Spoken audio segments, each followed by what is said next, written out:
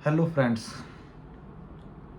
दोस्तों, आज मैं आपको बताऊंगा कि क्यों भारत और जापान के रिश्ते इतने अच्छे हैं, या क्यों जापानी लोग, ना सिर्फ उनकी सरकार, वहाँ के आम जन तक हिंदुस्तान की रिस्पेक्ट करते हैं। तो दोस्तों, जापान के आम लोगों की, भारत के आम लोगों की रिस्पेक्ट के पीछे हिंदुस्तान के एक शख्स हैं जिनका नाम है राधा गोविंद पाल, जस्टिस राधा गोविंद पाल।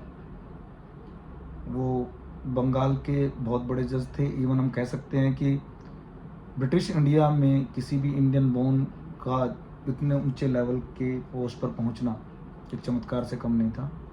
और उन्होंने जो भी अपनी उपलब्धि जीवन में हासिल की, वो अपने बूते पर हासिल की और अपनी काबिलियत पर हासिल की।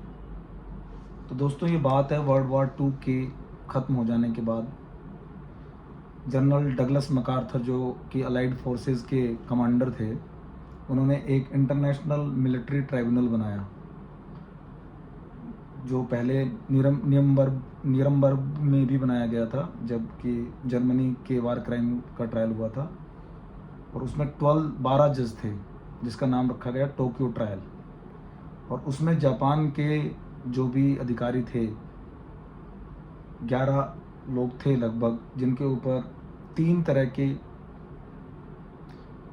क्राइम को का केस लगाया गया। फर्स्ट था वार क्राइम, दूसरा था crime against humanity, and third था क्राइम अगेंस्ट द पीस।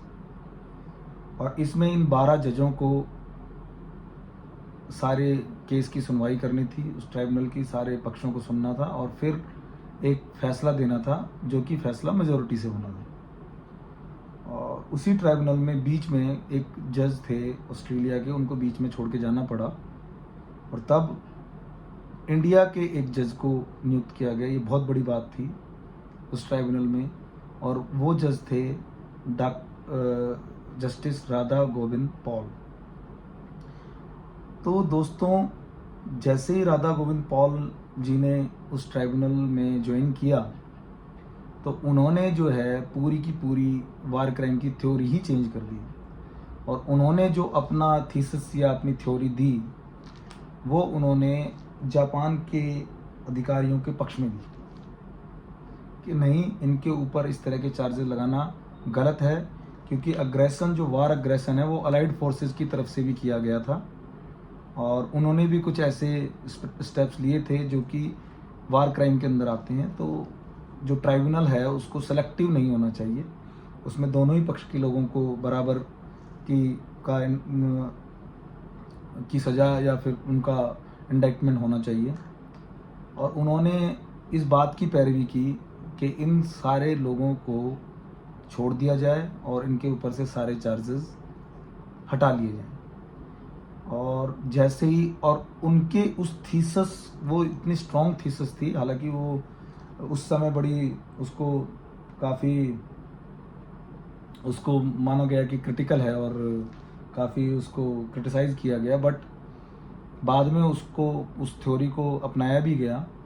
और जापान के लोगों को जब ये बात पता लगी कि उनकी उस थ्योरी के इन्फ्लुएंस में 2 और जज, नीदरलैंड के जज और फ्रांस के जज भी डॉक्टर पॉल के फेवर में आ गए थे।